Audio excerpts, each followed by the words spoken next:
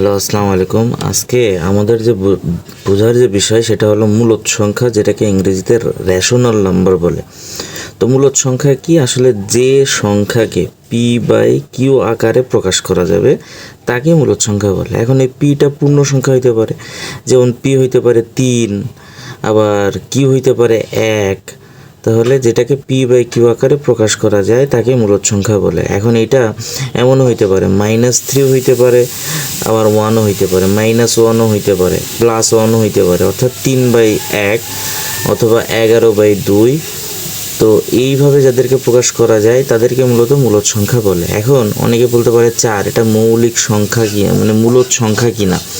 তো এটা মূলদ সংখ্যা কেন? কারণ হলো এর নিচে কিন্তু কিছু নাই, মানে 1 আছে, অর্থাৎ এটাকে পি বাই কিউ আকারে প্রকাশ করা যায়। তবে এখানে একটা শর্ত আছে।